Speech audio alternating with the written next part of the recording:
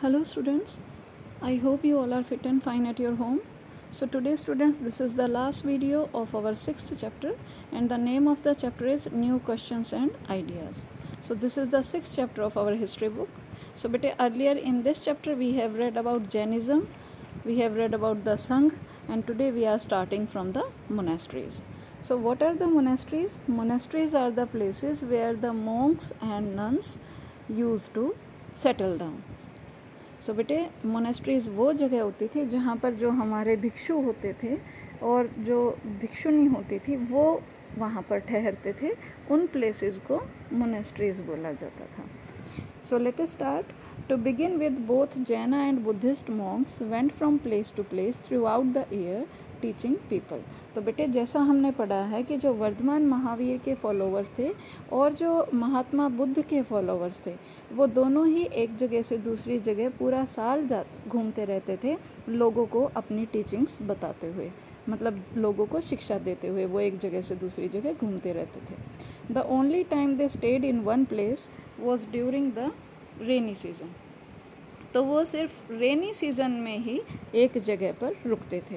When it was very difficult to travel, और क्यों उस टाइम पे बेटे ट्रैवल करना काफ़ी मुश्किल होता था क्योंकि उस टाइम पे हमारे ट्रांसपोर्टेशन सिस्टम भी इतनी नहीं थी, जैसे ये व्हीकल्स वगैरह उस टाइम पे थे ही नहीं, तो इसीलिए सभी को पैदल घूमना होता था और बारिश के मौसम में काफ़ी डिफ़िकल्टी होती थी.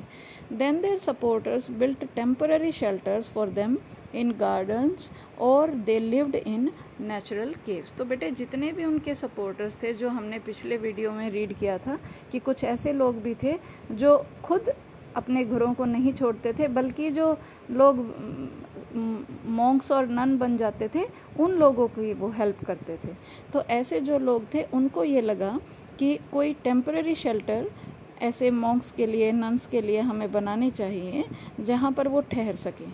तो ये गार्डन्स में बनाए गए या फिर जो हिली एरियाज़ है वहाँ पे जो नेचुरल केव्स होती हैं एनिमल्स की, तो वैसी जो नेचुरल केव्स थी उनमें प्राकृतिक गुफाएं हम जिनको बोल सकते हैं, उनमें वो रहते थे. As time went on, many supporters of the monks and nuns and they themselves felt the need for more permanent shelters. तो बेटे जैसे जैसे टाइम बीतता गया, जो मॉन्क और नन थे उनको लगा कि जैसे हर साल बारिश के मौसम में उनको काफ़ी परेशानी होती है, कई बार विंटर्स में भी काफ़ी ठंड होती है, तो कोई ना कोई तो उनका परमानेंट शेल्टर होना चाहिए, परमानेंट निवास स्थान होना चाहिए जहाँ पर वो रुक सकें. And so monasteries were built, और इसीलिए बेटे मोनेस्ट्रीज़ बनाई गई. And they were also known as viharas. तो इन प्लेसेस को विहार भी बोला जाता था क्योंकि यहाँ पर जो मॉन्क और नन थे वो आकर शरण लेते थे. जैसे बेटे आज के टाइम पे धर्मशालाएं बनाई जाती हैं, तो ऐसे ही उस टाइम पे मोनेस्ट्रीज़ बनाई जाती थी. The viharas were made of wood and then of brick. तो बेटे पहले जो विहार बनाए जाते थे वो लकड़ी की हेल्प से बनाए जाते थे और बाद में ईंटों का प्रयोग इसमें किया जाने लगा. And some were even in caves that were dug out in hills specially in western India. और कई बार क्या हुआ बेटे, जो पश्चिमी भारत में ज़्यादातर जो विहार हैं वो हिली एरियाज़ में गुफाएं बनाकर वहाँ पर उनके लिए ठहरने का स्थान बनाया गया. Next is a Buddhist text tell us, मतलब कि एक बौद्ध ग्रंथ से हमें कौन सी इन्फॉर्मेशन मिलती है. Just as the waters of rivers lose their names and separateness when they flow into the mighty ocean, so are wern and ranks and family forgotten when the followers of the Buddha join the order of monks. तो यहाँ पे बताया बेटे कि जैसे एक जो small river होती है वो जब बड़ी रिवर में एंटर करती है तो हम हमेशा बड़ी रिवर के नाम को जानते हैं. ऐसे ही बेटे जो लोग इस संघ का हिस्सा बनते थे या मॉन्क या नन बनते थे, तो ना तो उनकी कास्ट चेक की जाती थी, ना ही उनके वो किस वर्ण से बिलोंग करते हैं ये मायने रखता था. जो सबसे इम्पोर्टेंट चीज़ थी वो क्या थी कि वो एक मॉन्क है या वो एक नन है. तो उनकी जितनी भी कास्ट इन्फॉर्मेशन या रिलीजन इन्फॉर्मेशन ये सभी वहाँ पर काउंट नहीं होती थी, सभी को समान माना जाता था. Very often the land on which the vihar was built was donated by a rich merchant or a landowner or a king. तो बेटे ये विहार के लिए जो प्लेसेस दान दी जाती थी, जो ज़मीन दान दी जाती थी, वो ज़्यादातर या तो जो रिच व्यापारी थे उनके द्वारा दी जाती थी, या फिर जो बड़े बड़े ज़मींदार थे या राजा जो होते थे वो कुछ लैंड दे देते थे जिस पे मोनेस्ट्रीज बनाई जाती थी। The local people came with gifts of food, clothing and medicines for the monk and nun. जो आसपास के लोकल पीपल होते थे बेटे, साधारण लोग जो होते थे, वो उनकी हेल्प किस तरह से करते थे, वो उनके लिए फूड लेके आते थे, उनके लिए कपड़े लेके आते थे और उनके लिए दवा का भी इंतज़ाम करते थे। In return they taught the people, और बदले में जो मॉन्क्स होते थे या नन्स होती थी वो उनको शिक्षा देती थी।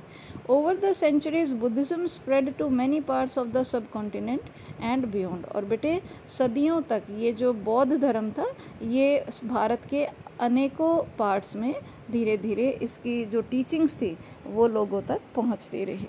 सो इसके बारे में हम डीपली चैप्टर नंबर 9 में रीड करेंगे।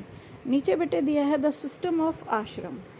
ये सिस्टम ऑफ आश्रम का मीनिंग क्या है बेटे, कि ये उस टाइम पे आश्रम का मतलब है स्टेजेस ऑफ लाइफ। यहाँ पे दे रखा है स्टेजेस ऑफ लाइफ।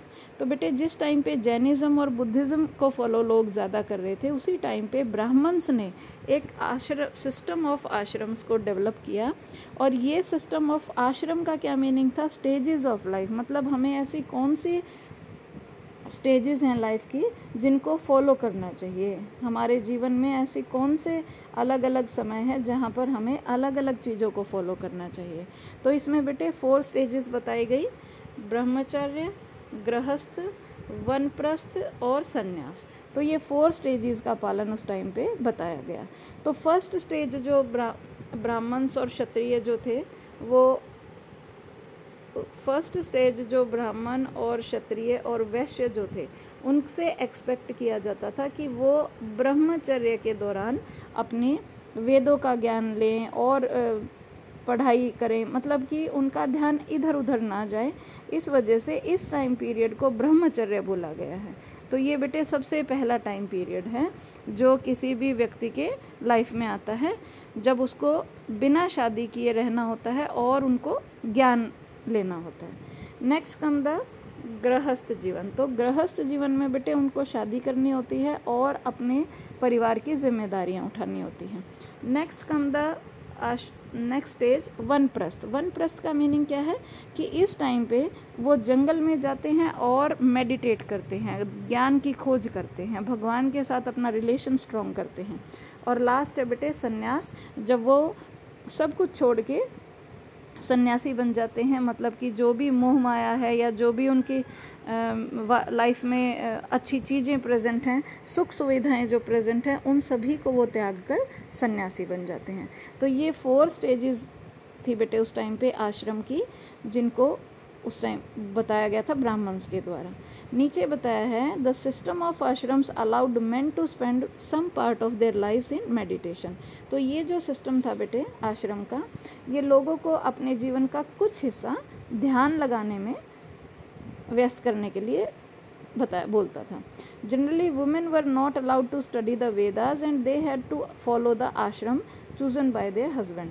तो नॉर्मली जो लेडीज़ थी बेटे उनको ये वेद वगैरह पढ़ने की अनुमति तो थी नहीं, तो इसीलिए उनके पति जिस भी आश्रम को फॉलो कर रहे हैं वही आश्रम वो भी फॉलो करती थी। मतलब जिस स्टेज को उनके पति फॉलो करेंगे वही स्टेज वो फॉलो करती थी।